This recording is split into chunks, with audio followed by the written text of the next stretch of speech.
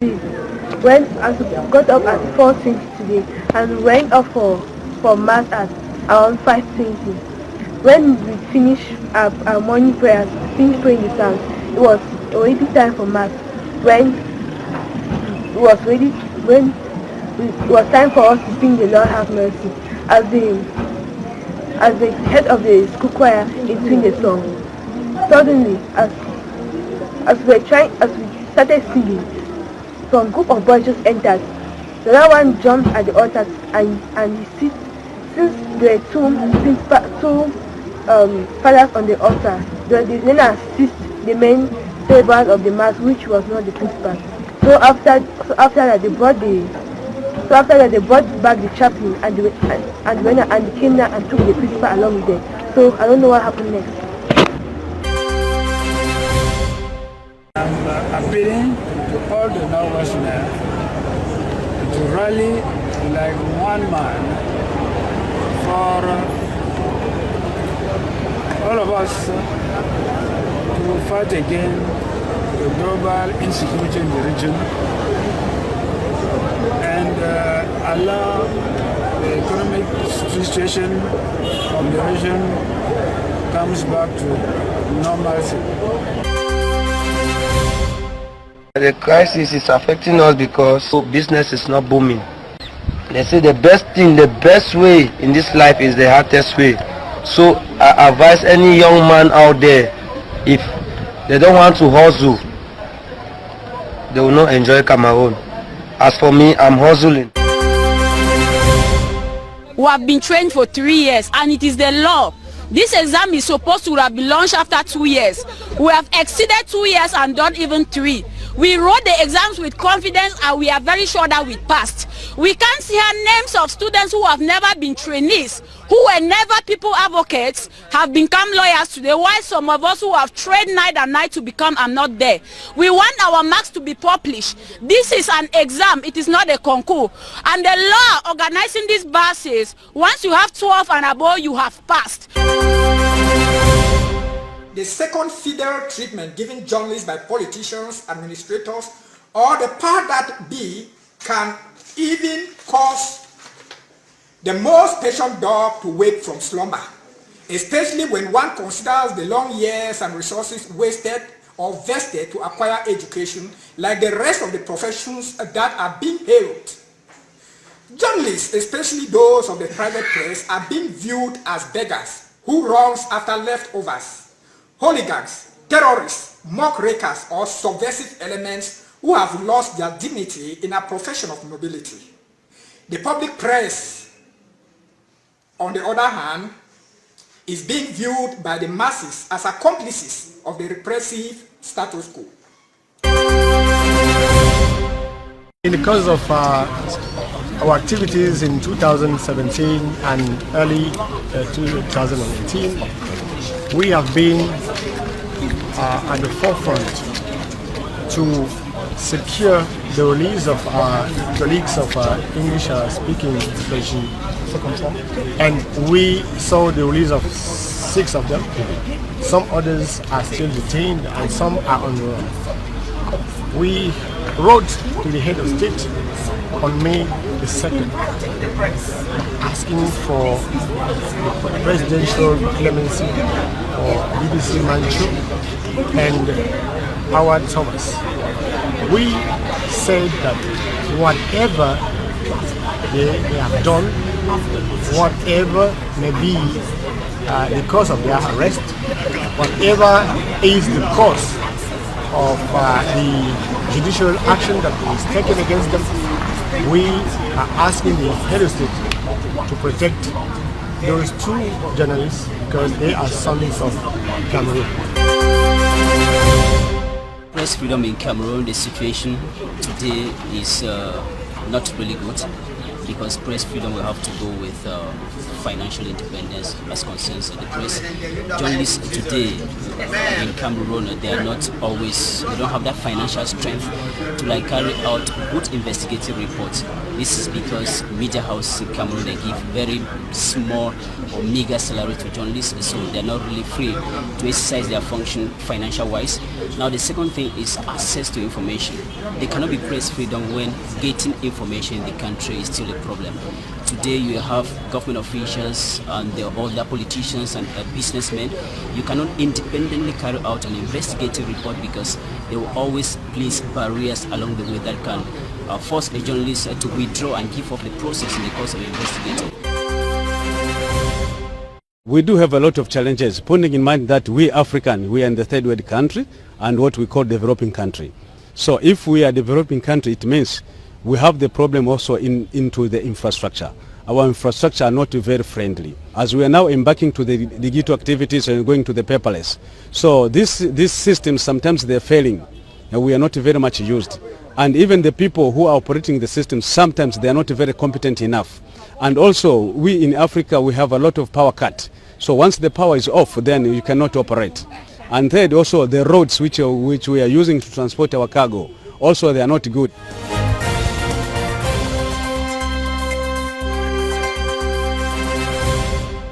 I told you earlier that our guest in this edition of the program is the national president of the Popular Action Party.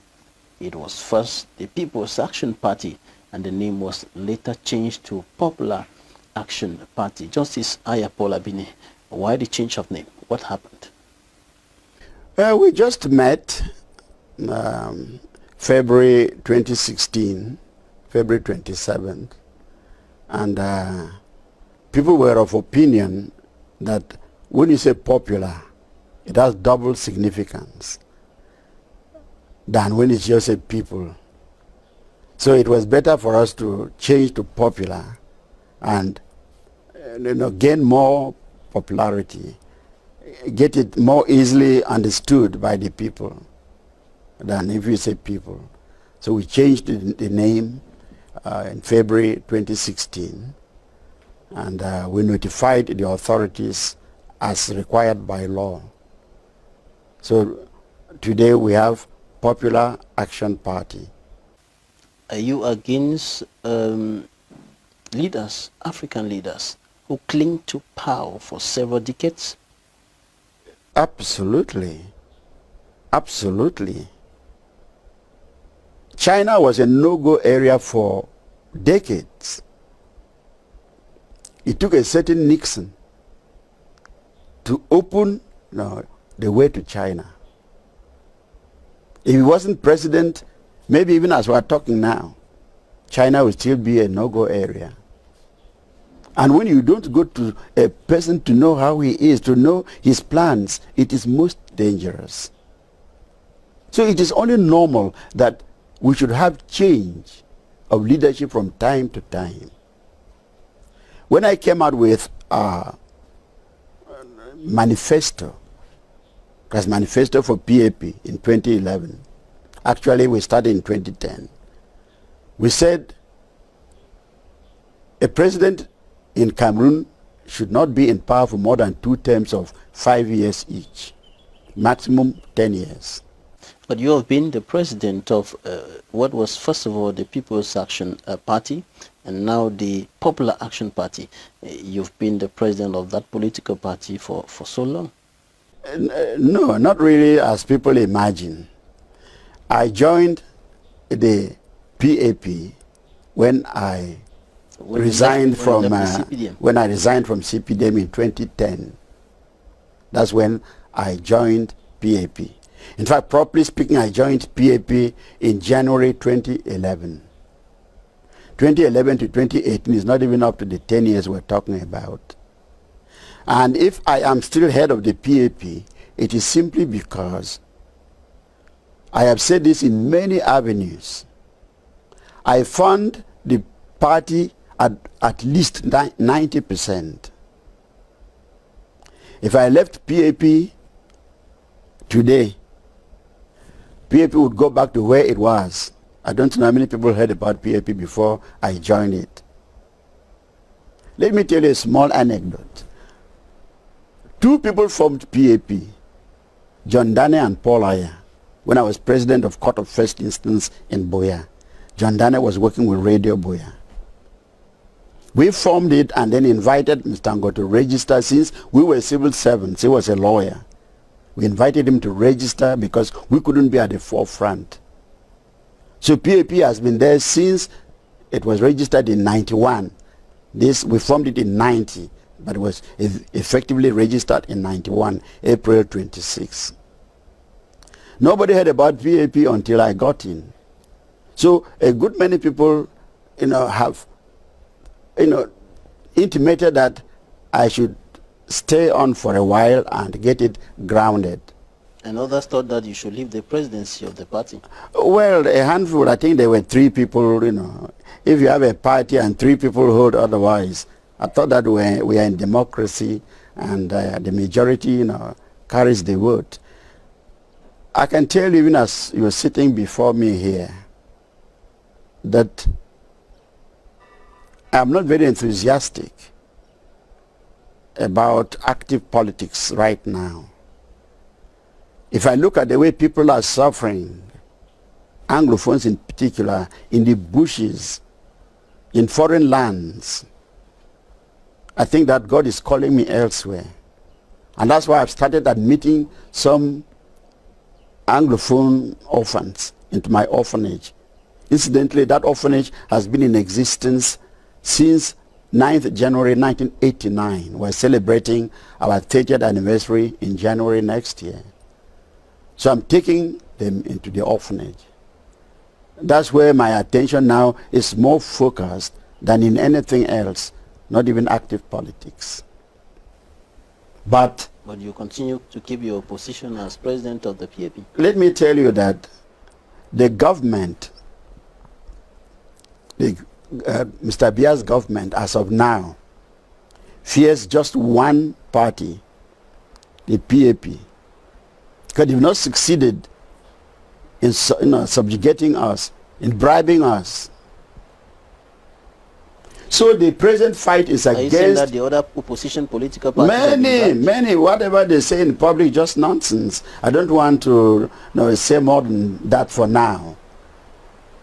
If you look at what's going on now, government cannot justify why, after publishing for 5, 6, 7 years, that there was need for us to have national reconciliation in Cameroon. There's need for dialogue. I published at least 8 posts on the need for dialogue.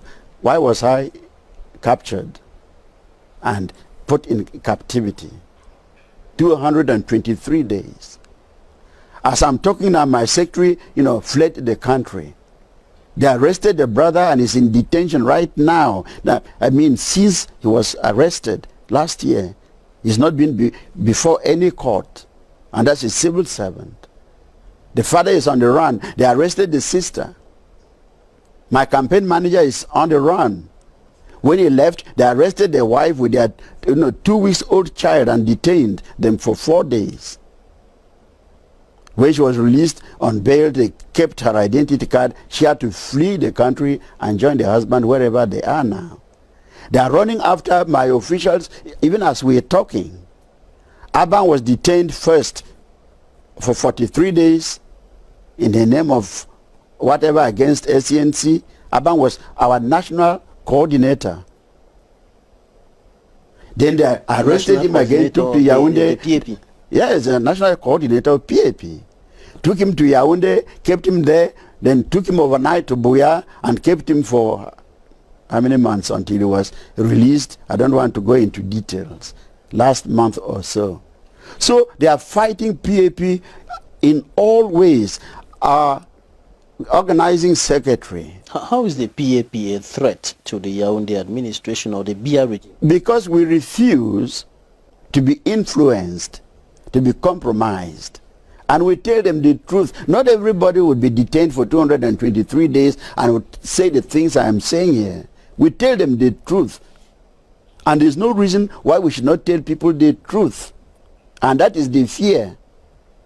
When, for instance, I came out condemning the fact that the Secretary General in the presidency is on 2.5 million a day, every day, including Sunday and public holiday.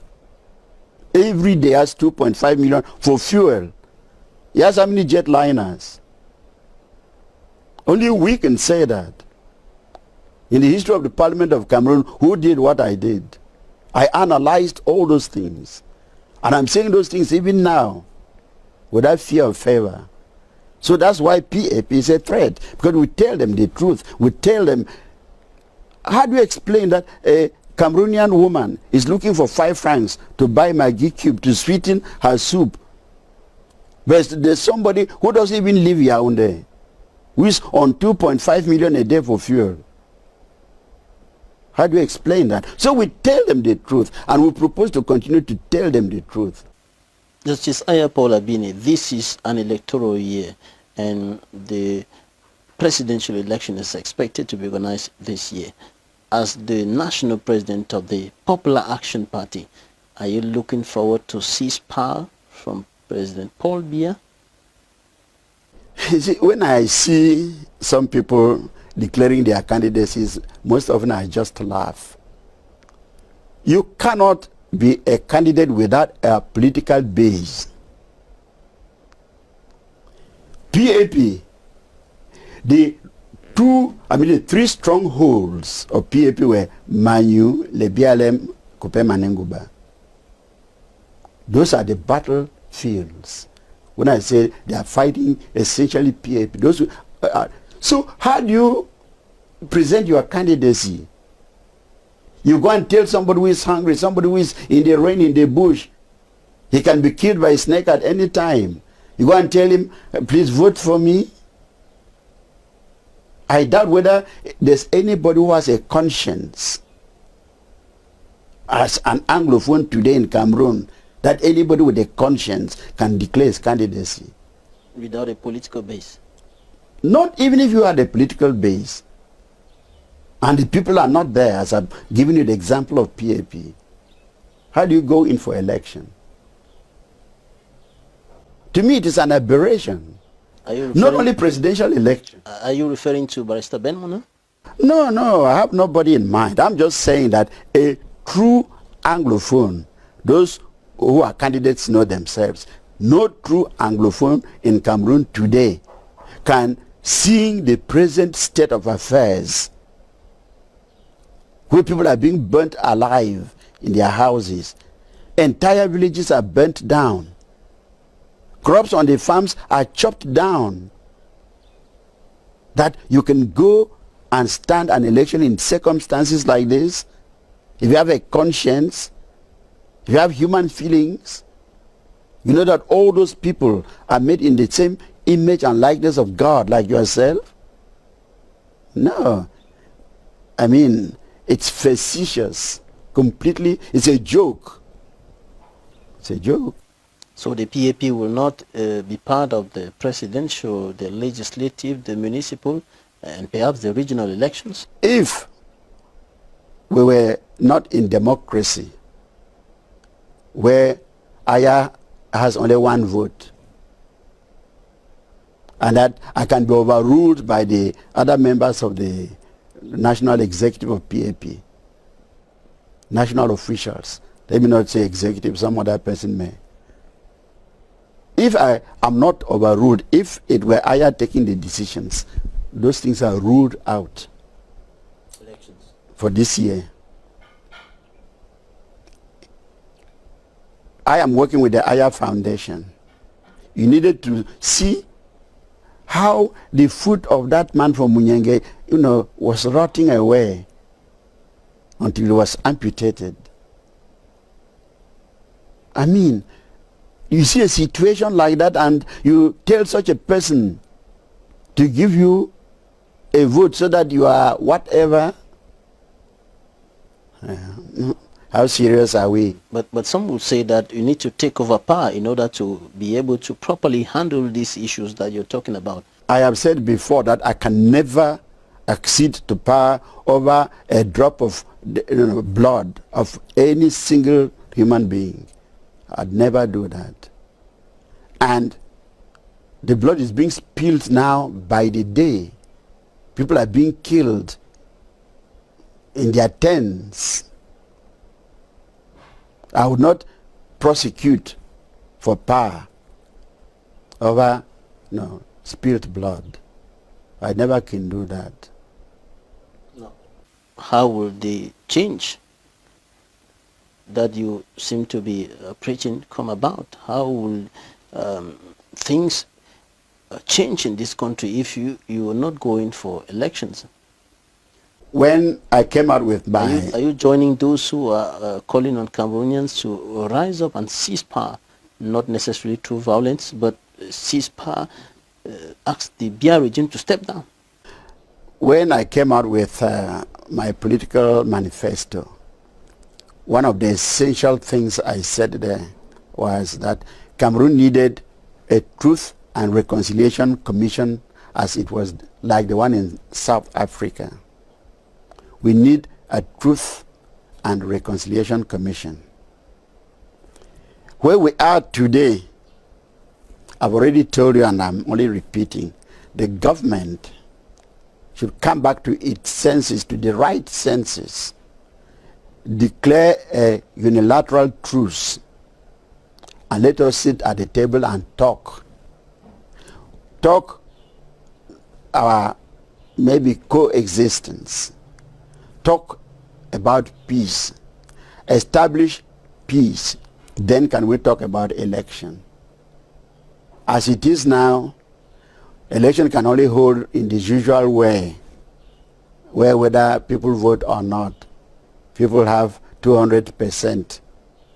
They can only hold that way. But if things were to be properly done, let us first of all re-establish peace.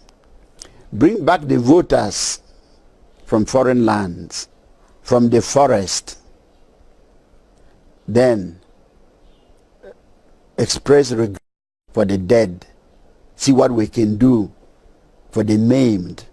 See what we can do for those rendered homeless through arson, official arson. Then can we start thinking about election. Gabon postponed election for 2 years. There was no war in Gabon. They just organized a national meeting to set new standards of conducting official business. Here there is war. Let the war come to an end before we think about something else. That is what is urgent. But some politicians are against the opinion that the Yaoundé administration should use the pretext of the current socio-political impasse in the two Anglophone regions of the country as a reason to postpone elections. I've already said it is selfishness. It is selfishness. I would write that word if I was writing in capital letters, selfishness. As I've said before, how does a candidate go to Manfred today and tell the houses that have not been burnt down to vote for him? How does a candidate go to Lebialem right now and campaign?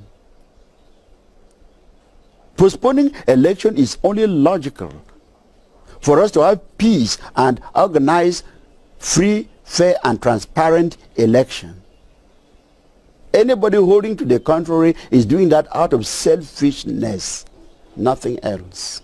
All right, keeping aside this year and the current disturbing situation in the country, is Justice Ayah Paul Being still having presidential ambitions next year, the other years to come? You know, I often say that in Cameroon, people try to look for solutions before there are problems. How can you bring a solution to a problem that does not exist? When that time comes, we will know. God alone knows whether I'll be there. God alone knows what direction will take me to. I've already expressed to you that one of the essential things I think I should do now. Would you want to be the president of this country in the nearest future? let us talk about the fate of the country first. Let us determine the fate of the country before anything else.